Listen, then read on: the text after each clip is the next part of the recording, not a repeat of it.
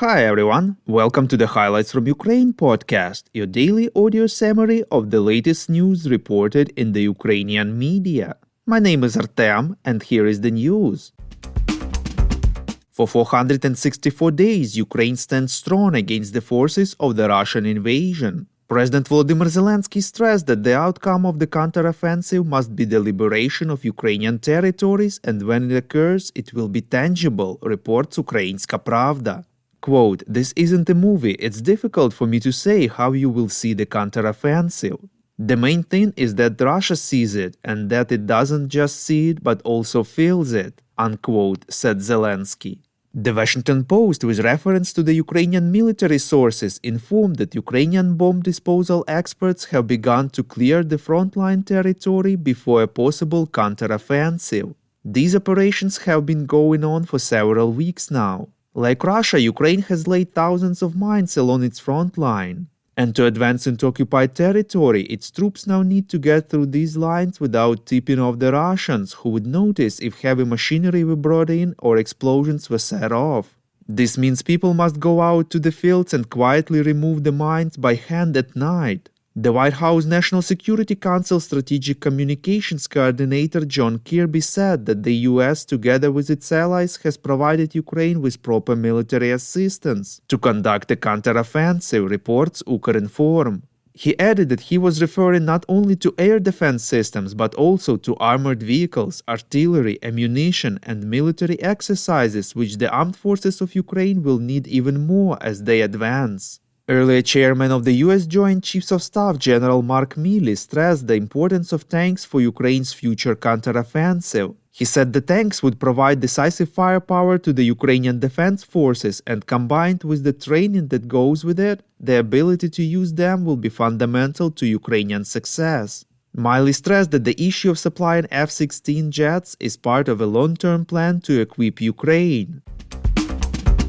Antony Blinken, the U.S. Secretary of State, stressed that fair and long-lasting peace is needed for Ukraine, the one which guaranteed that Kyiv would not be forced to cede the territories to Russia, reports European Pravda.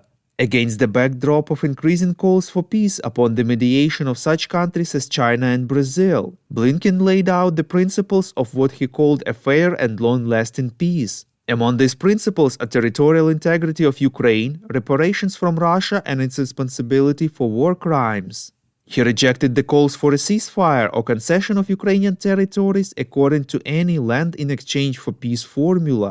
Blinken emphasized that a ceasefire that simply freezes current lines in place and enables Putin to consolidate control over the territory he has seized and rest, rearm, and re-attack is not a just and lasting peace.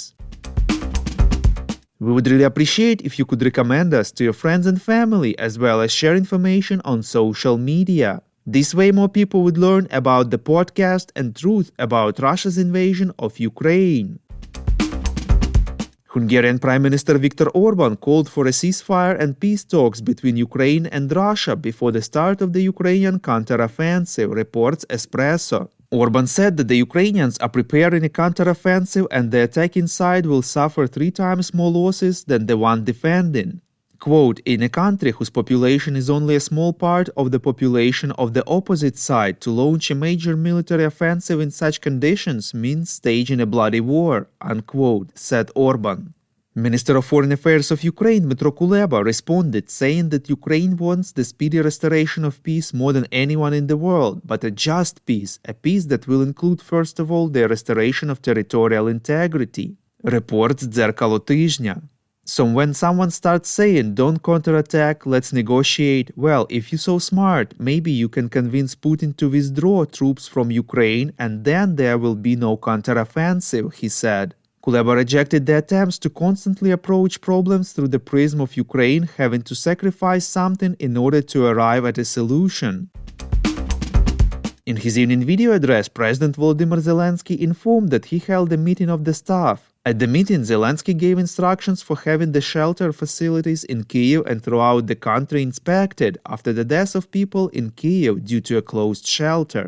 Also, participants discussed further development of Ukraine's air defense system, its supply and production of the necessary missiles in Ukraine. The president announced that he will have a separate meeting devoted to the training of new brigades of Ukrainian defense forces. Thank you for listening to the Highlights from Ukraine podcast. We are a commercial initiative of just two people and we need your help to grow. Share information about the podcast, rate us in the app, subscribe to our Patreon. With your support, we are getting better. We call on you to demand from governments of your countries to impose the toughest sanctions possible on Russia and its citizens to stop their invasion of Ukraine.